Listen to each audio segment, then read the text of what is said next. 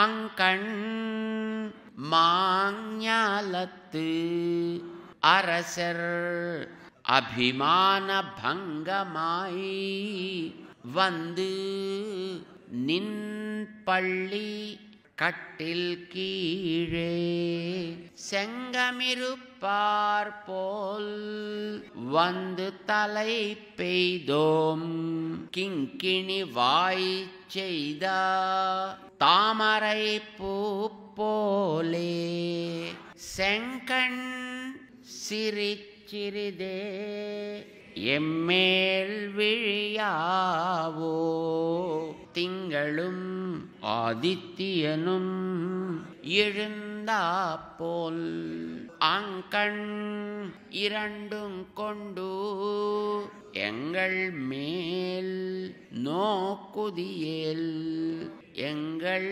மேல் சாபம் இழிந்து ఏలోరెంబావాయ్. ఈ సుందర సువిశాలమైన భూమిని ఏకఛత్రాధిపత్యముగా నేలిన రాజులందరూ తమకెదురెవ్వరూ లేరను అహంకారమును వీడి అభిమానులై నీ శరణుజొచ్చిరి. అనన్య శరణాగతిని చేయిచు నీ సింహాసనము క్రింద గుంపులు గుంపులుగా చేరినట్లు మేమును అనన్య ప్రయోజనులమై వారి వలె నీ శరణుజొచ్చినాము. మాకు నీవు తప్ప వేరు దిక్కులేదు స్వామి.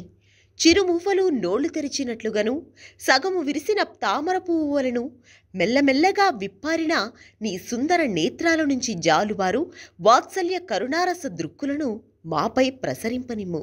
సూర్యచంద్రులు ఉదయించనన్నట్లు కనిపించు నీ కన్నుదోయి నుంచి జాలువారే కరుణ వాత్సల్య రసదృక్కులు మాపై ప్రసరించినచో మా కర్మ బంధములన్నీ తొలగిపోవును కనుక మా కర్మబంధములు తొలగగానే మేము నిన్ను చేరుకుందము కదా. మా వ్రతమునకు పొందవలసిన ఫలము కూడా ఇదియే గదా అని ఆండాళ్ తల్లి కర్మబంధం తొలగితే ముక్తి లభిస్తుందని తెలియజేస్తుంది.